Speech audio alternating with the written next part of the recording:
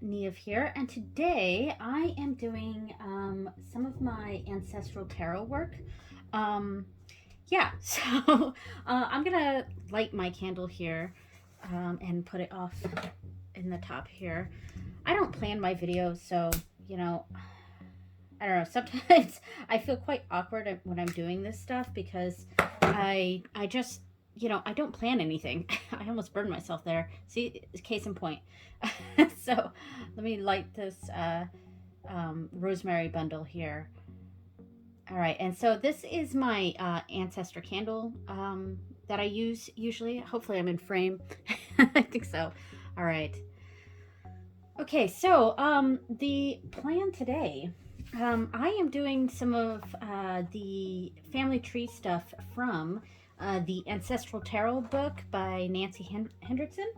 And I've already started it, and I've blocked out some names here, but I'm doing the bit where we're pulling a court card for the court card to represent the person in my family tree here, along with one majors card and one minors card.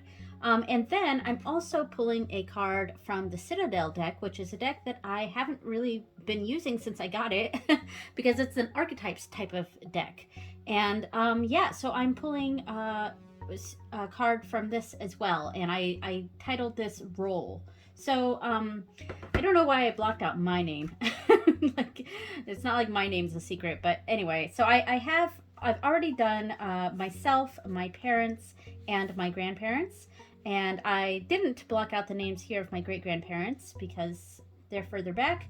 Yeah, so I'm just going to fill out this chart, and then I will later edit this file on my computer and put the typed parts in there. And we'll print that out and have that in my ancestral journal. So let's get started on this. Okay, so I had to get a whole new candle because the one I was using had finally burnt out, and there was no more wick at all left. That was the candle I'd been using for a while, so I had to get a whole new candle and pull that out. So anyway, so the tarot deck I'm using is the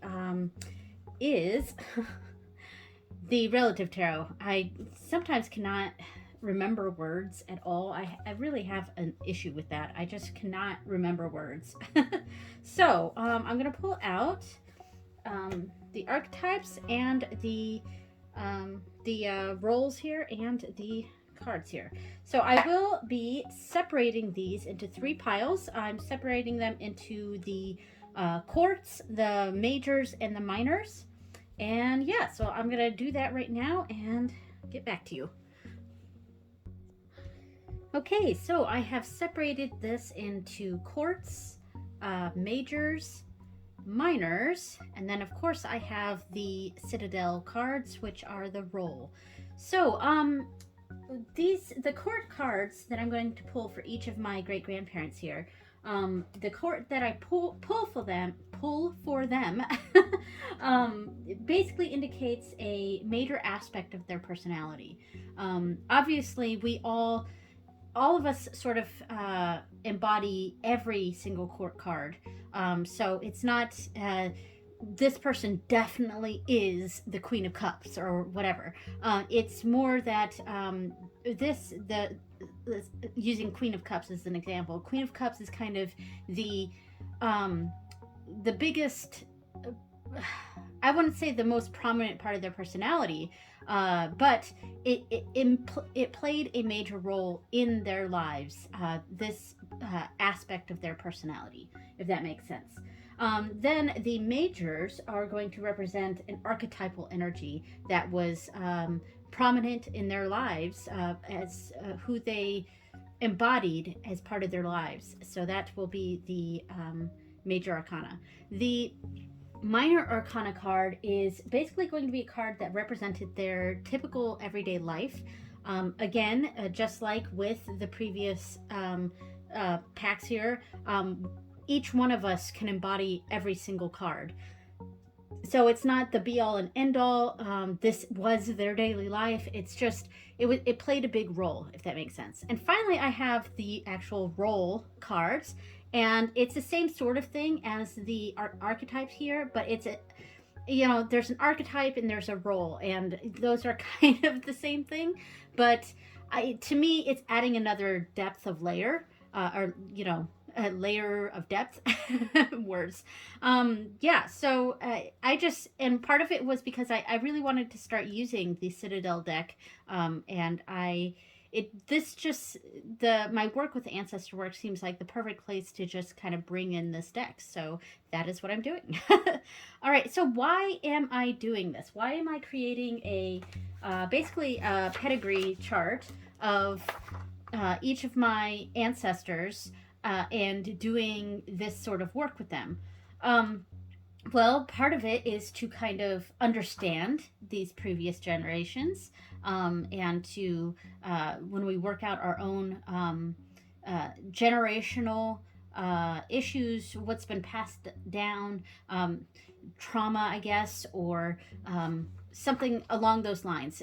What's happened in the past affects us today, and it's true within families, what's passed down, whether that be genetically or through you know, nurture versus nature. You know, there's both of those have an effect. So the family issues or beliefs or way of viewing life is still passed down, whether that be nurture versus nature, through our birth families, and through our extended families, and you know, close friends, because that's also part of our family, or if in the cases of adoption, you know, our adopted families, the nurture part.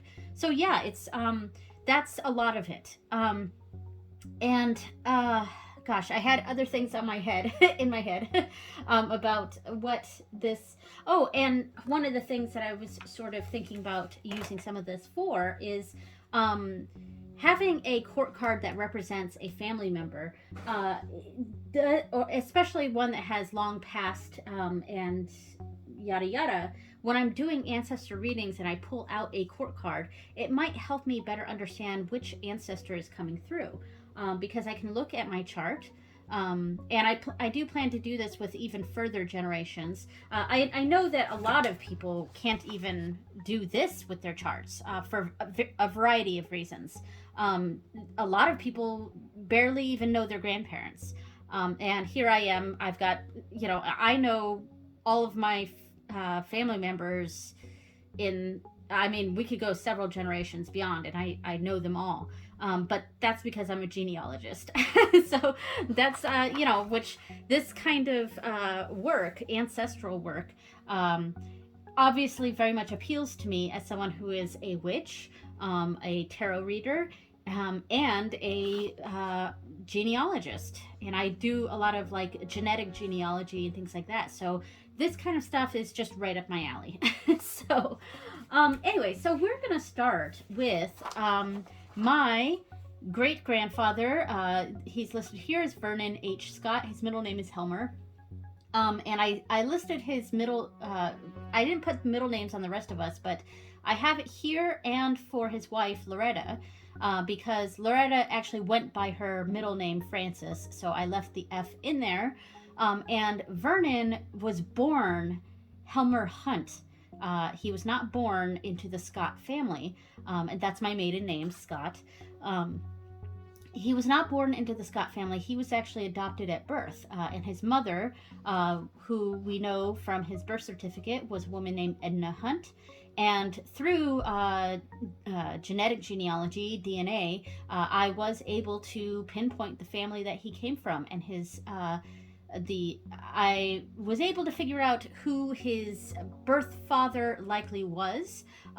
We've definitely figured out the family that he came from, but basically the question is, it's between two brothers, and there's no way to know which brother was his actual father unless we test the descendants, and only one of them had descendants.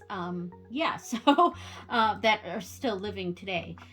So it's between those two brothers, but we have a pretty good idea of which brother it is. So, and we know the family that he came from. But if you're interested in hearing that story about Helmer Hunt and my process in figuring out who fathered my great grandfather, I will leave a link in the pop-ups to my video series on my other channel, my learning channel. On that channel, I do like language learning stuff and genealogy, though I haven't posted a video in years. So, but there's a whole playlist about solving this 100-year-old family mystery. And some of the videos are pretty boring, but they might be a little interesting if you're into genetic genealogy, but some of the videos are pretty boring. But overall, I think the playlist is actually quite interesting. So if you're interested, go check that out. Anyway, so I am going to pull a court card for, I'm going to call him Vernon Helmer Scott, aka Helmer Hunt. And this is the general personality of Vernon Helmer Scott, Helmer Hunt. All right. Knight of Cups. That's very interesting because, side note here, the ancestor that has been coming through for a lot of my, when I was doing a reading for who is my ancestral guide, who is my ancestral guide, the Knight of Cups came up. So this could be Helmer here. That's what we call him when we're doing a lot of this genealogy stuff. We call him Helmer. I don't know if he went by Vernon or Helmer, probably Vernon, but yeah, so I'm going to put Knight of Cups in the court section here. Knight of Cups. So the Knight of Cups is my kind of my spirit, or I wouldn't say spirit guide, but my ancestral guide. And he came up here for Vernon Helmer Scott. So that's very interesting. All right. So the Majors card. This is a major archetype of Vernon Helmer Scott's life. Helmer Hunt.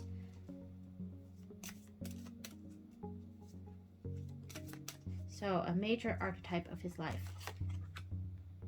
The Magician. Very fascinating. So far, I don't think I've gotten any repeats with cards that I've pulled before, because I have not pulled a Knight of Cups at all, or the Magician. So far, each card has been new. So, Magician. All right, and now the Minor. This represents his everyday life. And some interesting facts about Vernon. Okay, sorry about that. My husband just walked in. I don't have a sign on my door right now to say video in progress because I told my kids that I was recording, but I didn't tell him because he was at work. He works from home, but he was up in his office, and I didn't think he was going to come down and make another cup of coffee, so I didn't put a sign on my door. But anyway, yeah, so the everyday life for Vernon Helmer Scott, aka Helmer Hunt. This is a major aspect of his everyday life. All right, we have the Eight of Wands. So a lot of like busyness. And what I think before I had to pause this, I was talking about his life a little bit, and this kind of makes sense too. So there has been Vernon was actually, he was murdered I guess content warning murder discussion here, but so he was murdered in 1942, and he was quite young. He did have 2 kids with his wife who were young. One of them was, of course, my grandfather. But there's the news articles for his death are quite confusing because the death certificate says that he died from blunt force trauma, but the newspaper article says he died of a heart attack on the corner of some street near where he worked. And what we know in our family is that he part of his life, and I don't want to get this wrong, and but part of his life involved, I don't know if seedy is the right word, but he had some questionable characters in his life, and he was part of the Teamsters and all of that. And there's this family lore from I believe my dad's aunt, Vernon's daughter, about a man named Red. It was all very secretive, but yeah, he had an interesting life, and unfortunately, he died young, and it's still an unsolved murder in where he was from. But yeah, so 8 of Wands for Vernon here. All right. And don't worry, I'm not going to go in as this much depth in every single family member here. Maybe I'll just do my paternal side here, and then in another video I'll do my maternal side. That way these videos aren't like insanely long. 8 of Wands. So the 8 of Wands is, kind of a fast moving thing. There's a lot going on, just moving forward, I think. And I feel like there's not a lot of dwelling on the past. It's just moving forward, full steam ahead here. My dog is barking, sorry. And yeah, that's the feeling that I get for this. Okay, so we have Knight of Cups, the Magician, and 8 of Wands. And now here is a general role that Vernon Helmer Scott fulfilled in his life, a role that he took on. All right, and we are getting the Heir. That is really interesting, considering that he was adopted, and it's so funny because the person we believe was Vernon's biological father, he had one child who did not themselves have children. And if Vernon was indeed his biological child, he would have been his firstborn, which is very interesting. And the Heir is such an interesting card to get for someone who was adopted. You know what I mean? Especially the oldest child for either biological parent. So yeah, I'm actually going to look in the book real quick and see what they have here for the Heir. Where is this at? So the Heir. Untapped potential, trusting yourself, the start of a new chapter. A crown sits on a pedestal, unclaimed and full of potential. Years of preparing for a role have led to this moment. The crown is power. It is fulfillment, but it is also a responsibility that will affect every part of the Heir's new future. You've prepared for whatever change is coming, but it's natural to still feel uncertain about this new path in front of you. You may be hesitating, but trust that you've already laid the groundwork that will sweep you down this new path. The rewards that will come are worth it. So, the information given in the guidebook here is certainly interesting, but I'm kind of using my own sort of interpretations of these role cards. And yeah, I think the Heir fits very well with the situation for my great-grandfather. All right, so we're going to do the next ancestor now. All right, so now we are on Loreta F. Clark, and she actually went by her middle name, Francis, and she, just like her husband, was also adopted. However, the situation around Francis's adoption and what led to that is very different than Vernon's. So she was adopted as a child because she became an orphan, basically. So her mother was Dora, and her father was Frank, and Frank died, I believe, of alcoholism, but I'm not completely sure. I'll have to double check my my family tree to kind of remember what Frank died from. But so Frank died, and Dora, Francis's mother, she now had to care for many children because she had children from her first marriage, which was also somewhat of a mystery. We didn't really know she was married before. And it was only through DNA that we really figured out Dora's life history. It's very fascinating, but this is about Francis, of course. But she had several children. Some were from her previous marriage, and then, of course, some that she had with Frank. Among them were Loreta Francis, and Loreta Francis also had a twin sister who we believe was named Lorraine. Francis's birth certificate listed her as being one of two, basically as being a twin, and family members, especially Francis, she used to talk about her her sister who went missing. Basically, the story is that Loretta's twins, Francis's twin sister. I'm sorry, I keep switching back and forth because I see the name Loreta, but she went by Francis. Francis's twin sister went missing right around the time she was about 4-ish. And there's no newspaper articles about this, but basically she just disappeared. Lorraine is what Francis used to call her, Lorraine and Loreta. Lorraine is what they called her, according to Francis, but no one knows what happened to her. She just disappeared. So it's another family mystery. And yeah, so... and then Francis was adopted by some family friends that were church friends of the Clark family. Yeah, because I didn't say what happened to Dora. Dora ended up getting smallpox in 1920, I believe, which was pretty late for smallpox, actually.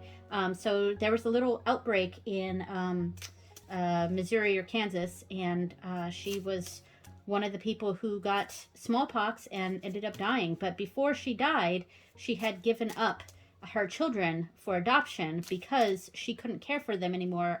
And I mean, I'm sure there's more to that story. I don't know. No one really knows exactly why she gave up her children, but she eventually, probably because she was getting sick, she was poor probably, and just couldn't afford to care for all the children she had with no spousal support since her husband had died. Yeah, so she gave up her children, and Francis was adopted by the Games family. Yeah. So, the personality for Francis, Loreta Francis Clark, or aka Francis Games. And we have the King of Cups. Wow, so very, very cool emotions here. Very in charge of emotions. And I don't know if this is true of Francis, or maybe it's felt like, because the king is someone who really, takes charge, is the kings in general are kings that are characters that are kind of in charge of things, in charge of their feelings. And yeah, and so far, this is very interesting because my father's side, this is my father, he got the Queen of Cups, and then his father got the King of Cups, which is same card here, and then both of these, Knight of Cups and now Queen of Cups, so our King of Cups, we are seeing a pattern here. So we have the King of Cups for Francis. All right, so now let's look at the majors. And she probably felt this way because there was a lot of turmoil in her life, and I feel like this is a kind of having that cool head and being really in control of emotions and maybe being strong for other people. That's a feeling that I get from this. So let's see what her Major Arcana card has to say. This is a kind of a major archetype that she has embodied in her life. We have the Hermit. So feeling alone. Wow. And this is combined with the King of Cups here, we're getting kind of that meditative quality. I'm going to go straight into the next card here. So this is a major aspect of Francis's everyday life. Loreta Francis Clark, aka Francis Games. A major aspect of her everyday life. Let's see. We have the Three of Cups. So being around others. So there's this sense that I'm getting from this that she had to be kind of emotionally strong and stable for other people, and that she herself probably was a very inward thinker. We have here the Hermit, who is kind of goes off and does their own path sort of thing, but then has sort of always been surrounded by others. And we kind of see this, I sort of feel like this is the orphanage, you know what I mean? So like she's always been around others, but there's sense of being alone with her, and that's what I get from that. So finally, and I just got interrupted by my kids because, you know, of course I tell them I'm recording, so don't come in here. Anyway, so, and this is a major role of Loreta Francis Clark's life. A major role that she fulfilled, a major role that she has taken on. So let's go with this one. We have the Assassin. Very interesting. Oh, goodness. There's some implications there, especially since her husband was murdered. But no, I have absolutely no feeling that she was the one that committed that crime. Of course she wasn't, but it's just a funny card to get with when her husband was indeed murdered. But no, I don't believe that this was her doing at all. So Hermit, Three of Cups, just writing these things down real quick, of Cups, and then the Assassin. Let's see what the book says about the Assassin. Assassin. Very interesting archetype to get here. All right, so the Assassin, I think it's pretty early on. Yeah, the second entry here. The Assassin. All right, so self-discipline, hardening yourself. That is really what we're seeing here, a sort of hardening going on. So the streets are oddly empty, and even the moon seems to have disappeared. The shadows are dark and deep and hungry. The whole world is holding its breath, waiting, and from behind you, the whisper of steel on leather and the press of a blade. The assassin has had to harden their heart to the challenges of their role, and it's time for you to do the same. A difficult decision is facing you, and it feels like there's no right answer, but your instinct is telling you what you must do. Even if you don't want to, instead of dragging your feet, get it over and with quickly. There's relief to be found on the other side of the fallout. So, yeah, I'm really connecting with that hardening of emotions, hardening of it. She had a hard life, you know. So, yeah. So let's move on to the next ancestor here. Okay, so the next ancestor is my my paternal grandmother's father, and this is George Woods. And I really do not know a whole lot about George or Emma. I know a whole lot about Vernon and Francis and that whole side, which is funny because these two people were adopted, so you'd think I'd know less about them, but I actually know a whole lot about them, and especially since we did a lot of, and by we, I mean my dad and I, we are both very into genealogy. And I really enjoy the genetic genealogy part of it, and being able to solve this family mystery, and solving some of the mysteries in Francis's life. Like I just happen to know a whole lot about these two people. But when it comes to George and Emma, I don't really know a whole lot. My dad knew George. He actually died in the house that he was living in at the time, when because George was staying with them. And yeah, Grandpa Woods just died in bed. And yeah, my dad tells me about dealing with that at the time. Yeah, and I really know very little about Emma. So yeah, so let's do George here. So George Woods, this is his a primary part of his personality that is coming through. Primary part of his personality that maybe we knew about, or maybe we didn't know about. Maybe this is a hidden part of his personality. We don't know. So a major part of George Woods's personality. Let's see. Let's go with this one here. We have the Knight of Cups again. So just like we've got another Knight of Cups. So my my ancestral guide that comes through, my Knight of Cups ancestral guide, could very well be either Vernon Helmer Scott, or it could be George Woods here. Knight of Cups. So we got another Cups energy. So on my dad's side here, he's the Queen of Cups. His father is the King of Cups. His mother is the King of Pentacles, which really makes sense for me. Really makes sense to me. And then he's got Knight of Cups, King of Cups, Knight of Cups. So we've got a pattern going on my dad's side of the family. All right, so majors. So this is a major archetype that has been part of George Woods's life. A major part of his life here. All right, so we have death. We were just talking about the way he died there. All right, so we have death for George Woods. I think I'm gonna have to do some exploration on that card. Death.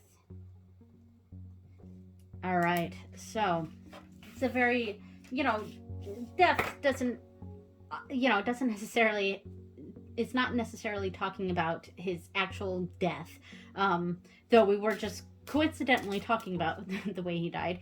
But there's a lot to that, so it's not just death, the obvious interpretation of a tarot card, of the death tarot card. But yeah, so it's definitely something I'm gonna have to explore a little bit. Maybe later on I'll do some further readings on George Woods.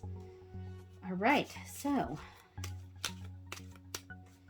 this is an aspect, a major aspect of his everyday life.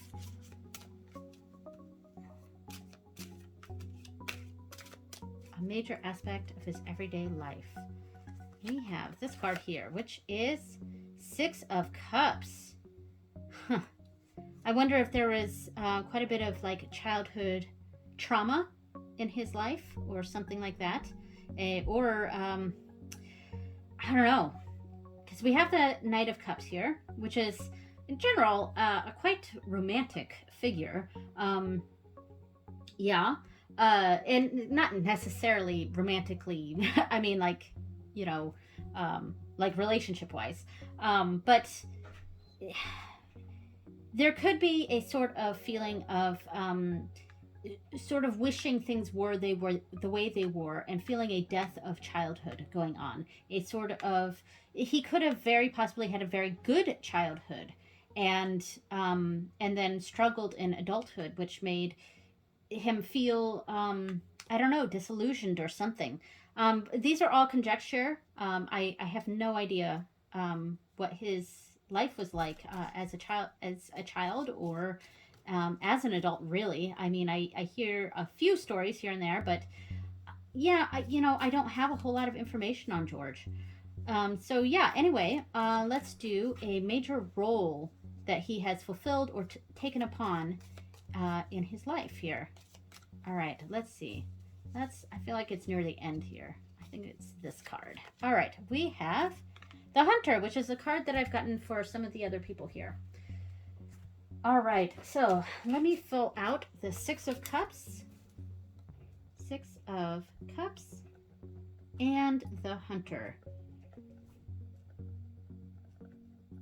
All right, so yes, my dad's father also got the Hunter card, and I believe, nope, that was it. My dad's father had the Hunter card, and so there's possibly a similar sort of role that both my dad's father and my dad's maternal grandfather embodied there. So let's see what the book says about the Hunter. And I think these are in alphabetical order, which is helpful. Nope, it's not. The air, yeah, it's not. Well, so much for that. I wish it was in alphabetical order. I think there's groups that this deck has.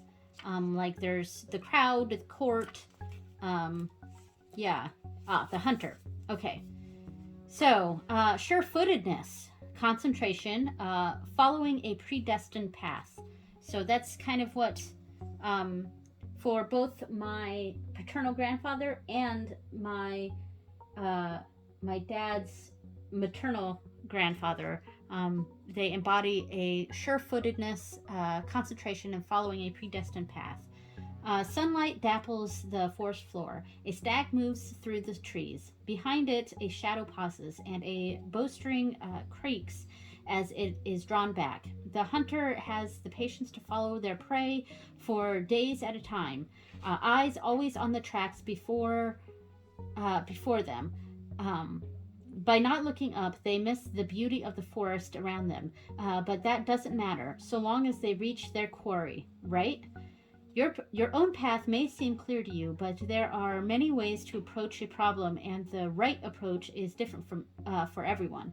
Don't become so focused on what seems to work for others that you miss out on your own way to get there. So, find some interesting parallels with that and the other cards that we've gotten for George. All right, so now we're going to move on to Emma, and this will be the last one for this video because this has taken a long time. All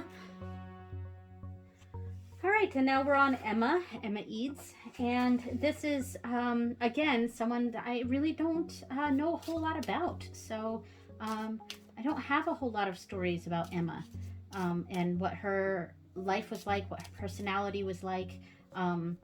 Yeah, I don't really have any information on that. So this is Emma Eads's a major aspect of her personality. We have the Page of Pentacles. All right, so here we have that pentacle energy that my grandmother got from. So my grandmother here, she got the King of Pentacles, and now Emma has the Page of Pentacles. And I'm going to write that on here right now. Page of Pentacles. So there is a naivete to, with pages. And in fact, this is the first page that I've gotten so far.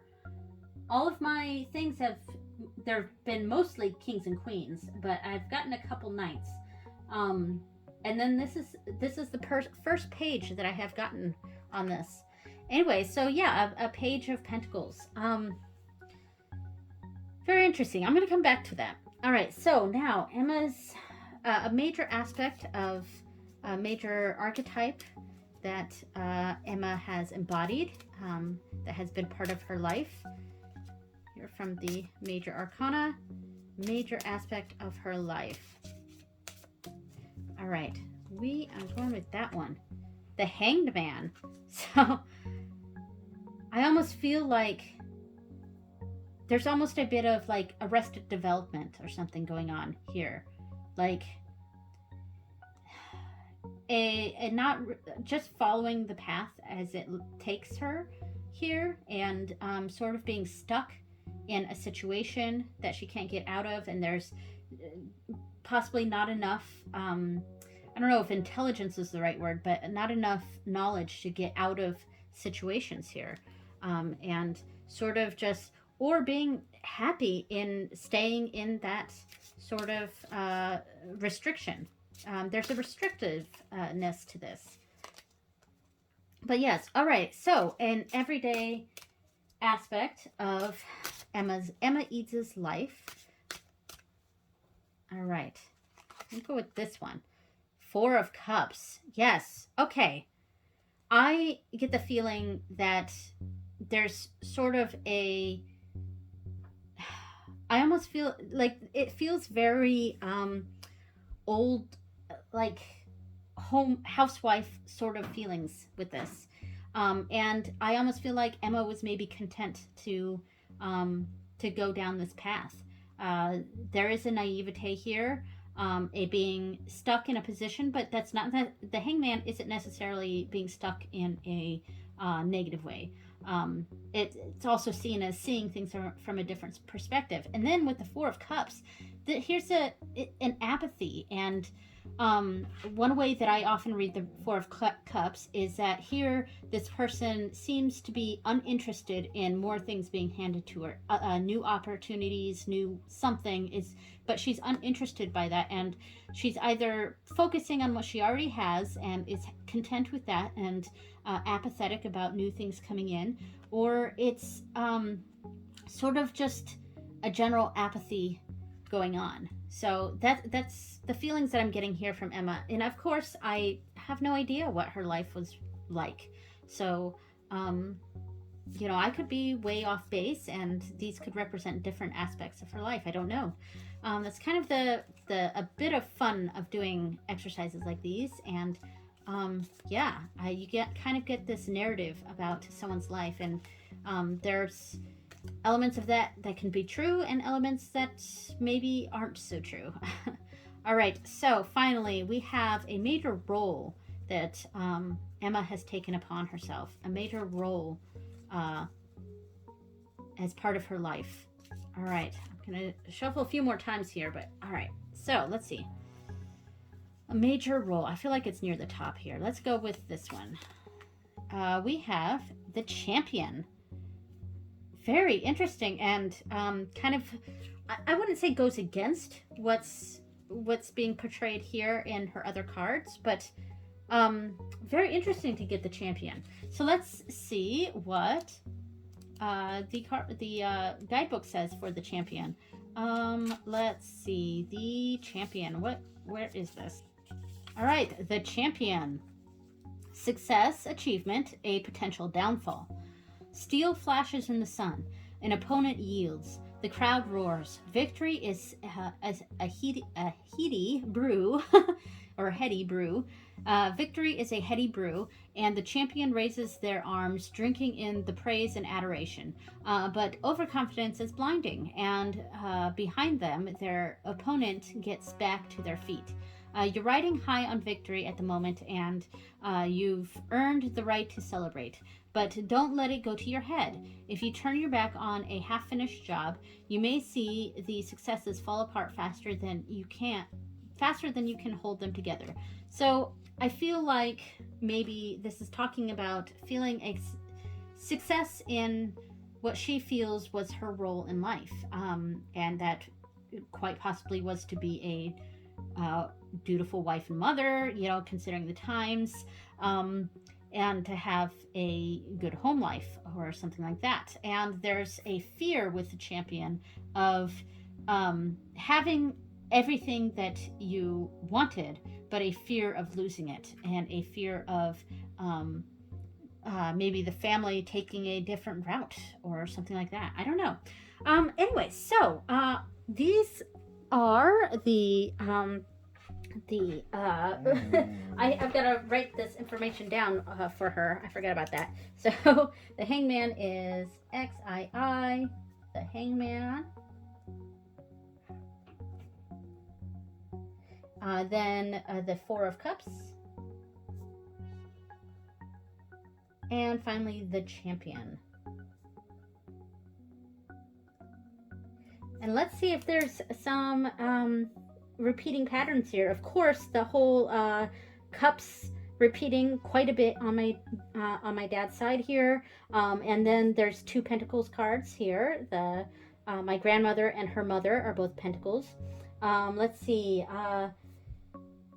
Hierophant, Temperance, Universe, Magician, Hermit, Death, Hangman. We got all different major arcana cards. And then we have some 4s and 9s repeating. So yeah, as far as this, we have another cups. We got a couple wands, more cups. So lots of cup energy on my dad's side of the family here.